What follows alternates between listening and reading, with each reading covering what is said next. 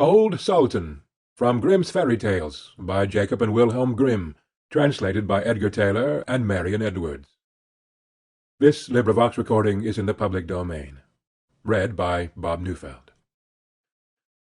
A shepherd had a faithful dog called Sultan, who was grown very old, and had lost all his teeth.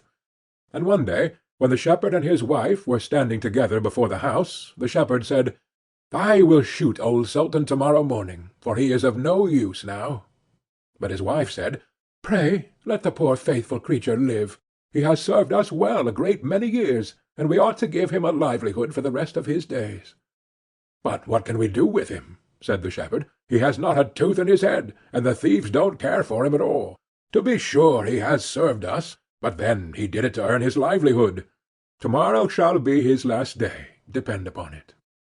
Poor Sultan, who was lying close by them, heard all that the shepherd and his wife said to one another, and was very much frightened to think to-morrow would be his last day.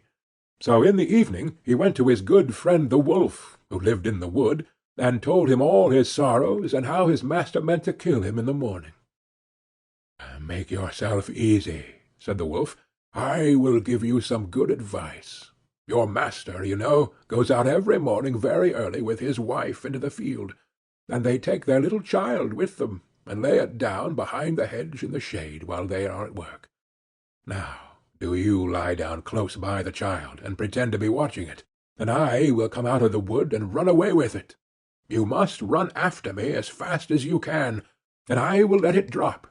Then you may carry it back, and they will think you have saved their child, and will be so thankful to you that they will take care of you as long as you live." The dog liked this plan very well, and accordingly so it was managed. The wolf ran with the child a little way. The shepherd and his wife screamed out, but Sultan soon overtook him, and carried the poor little thing back to his master and mistress. Then the shepherd patted him on the head, and said, "Old Sultan has saved our child from the wolf, and therefore he shall live and be well taken care of, and have plenty to eat.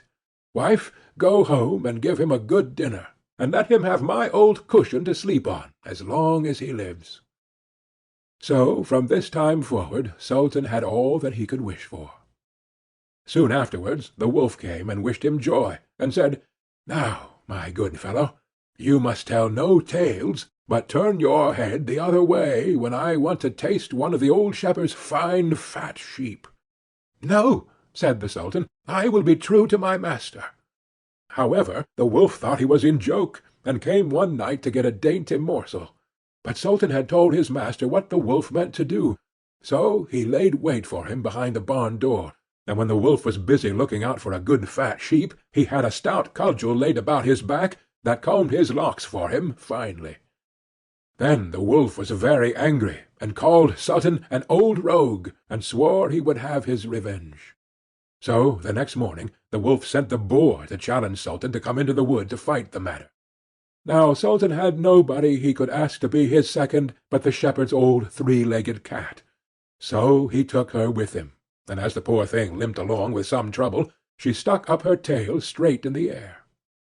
The wolf and the wild boar were first on the ground, and when they espied their enemies coming, and saw the cat's long tail standing straight in the air, they thought she was carrying a sword for Sultan to fight with, and every time she limped they thought she was picking up a stone to throw at them. So they said they should not like this way of fighting, and the boar lay down behind a bush, and the wolf jumped up into a tree. Sultan and the cat soon came up, and looked about, and wondered that there was no one there.